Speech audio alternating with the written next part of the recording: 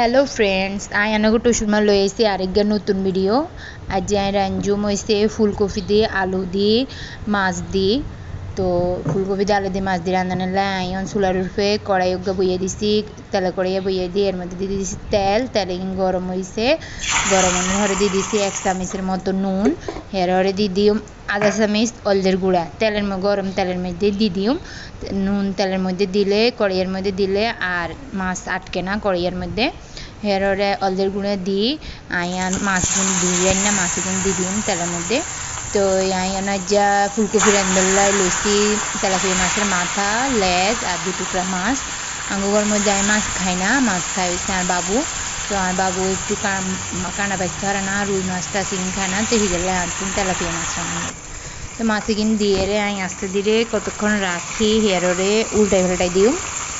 এই দেখছেন তেলের মধ্যে নুন হলুদ দানের কারণে এই মাছে কি সুন্দর খুলে যায়, উড়ে যায় আর সহজে। তারপরে মাছে কিন্তু পাল্টাই আই লাড়ি সাড়ি কয়েকবার করে বাজলে মাছ এই হলুদ তেলের মধ্যে দানের কারণে মাছের কালারটাও খুব সুন্দর হয়। এই তো আমি মাছ কিন্তু উল্টাই দিছি। তো উল্টাই দিয়ে হেররে আবার এই ফিরিটটা ফিট করে দিলাম কিছুক্ষণ আস্তে ধীরে লাড়ি সাড়ে বাজুম। হেররে আমি এই মাছ কিন্তু উড়াই লই এর মধ্যে দিদিম হয়েছে কুচি করে রান্না পেঁয়াজ আর কাঁচামরিচ কুচি আর পেঁয়াজ দিয়ে তেলের মধ্যে কতক্ষণ লাড়ি সাড়ে পেঁয়াজ কিন্তু হালকা বেরেস্তার মতো করে লইম। তো বেরেস্তার মতো করে লনের হরে দিয়ে এর হরে আমি আস্তে আস্তে একটা করে মশলা রেডি করে লইম। ইয়ান মাছে পেঁয়াজ মরিচে কিন্তু লাড়ি সাড়ে বাজি লইছি। তো বেরেস্তার মতো হয়ে গেছে। এর এইগুলোর মধ্যে দিদি হয়েছে রসুন বাটা 1 চামচ দিয়ে রে আর একটু লাড়ি সাড়ে লইম। তারপরে রসুন বাটা কিন্তু লাড়ি ছাড়লে একটু এর মধ্যে পুরি দিয়ে দিন না ফুলকপি দিয়ে দিন।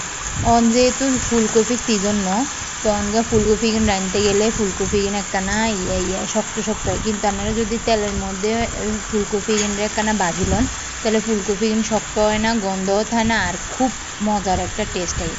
এই তো আয়ন আলু ফুলকপি কিন্তু দিই এররে লাড়ি চাই লইম, একটু তেলের মধ্যে ভাজা করে লইম। ফুলকপি গন্ধটাও চলে যাব আর ফুলকপি তেলের মধ্যে ভাজানোর কারণে তাড়াতাড়ি সিদ্ধ হয়ে যাবে। তো এবার আমি এটার মধ্যে দিয়ে দিচ্ছি নুন দিয়ে দিচ্ছি আধা চা চামচ। এরপরে নুন দিয়ে আর একটু লাড়ি চাড়ি লইম, নুন ইয়ার লগে ফুলকপির লগে মিশাই। এরপরে এর মধ্যে দিয়ে দিই হয়েছে এখন আমি এটার মধ্যে আনের হালকা 1 চিমটি পরিমাণ ধনিয়ার গুঁড়া দিছি। ধনিয়ার গুঁড়া দিয়ে আবার লাড়ি চাড়ি লইম। এর হরে এটার মধ্যে দিয়ে দিম আরও আধা চা চামচের মতো জিরার গুঁড়া। তো জিরার গুঁড়া আধা চা চামচ দিয়ে দিম। দিয়ে রে আবার একটু লাড়ি চাড়ি লই কিন্তু এই ফুলকপির লগে মিশাই লইম। আর এমনি যাতে কড়িয়ার নিচে দিয়ে ফুলকপি মোড়ানো লাগে তাই সুন্দর করে একটু ভাজা হয়, এটা লাড়ি চাড়ি দিলাম। এরপরে এর মধ্যে দিয়ে দিই হলদের গুঁড়া মরিচের গুঁড়া 1 চামচের মতো দিই হলদের গুঁড়া আর মরিচের গুঁড়া দিই। আমরা এখানে জাল কম খাই, আমরা রান্নার সুবিধা মতো মরিচের গুঁড়া দিবেন। আমরা জাল একটু কম খাই আর বাবু জাল খাইতে পারে না, আমিও খাইতে পারি না। তো এটার মধ্যে আমি দিয়ে দিই হয়তো হলদের গুঁড়া দিয়ে দিচ্ছি। হলদের গুঁড়া দিয়ে আর একখানে লাড়ি সাড়ি এই যে ফুলকপি তো হানিকিন বার হয়েছে, হানিকিন বাড়ানোর কারণে ফুলকপির গন্ধ কমে যায়। এর এই তো হলদের গুঁড়া দিয়ে লাড়ি সাড়ি এবার মরিচের গুঁড়া দিয়ে দিই। মরিচের গুঁড়া আমি 1 চামচের মতো দিছি। আর রান্নার ইচ্ছা মতনে মন মতো জাল দেবেন, কারণ আমরা একটু জাল কম খাই।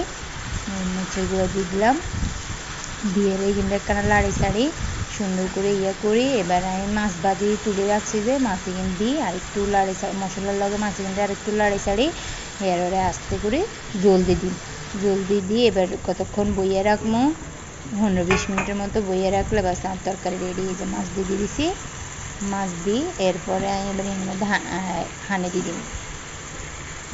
মাছ দিই মশলাগুলো লগে একটু লাড়ি সাড়ি লইলাম।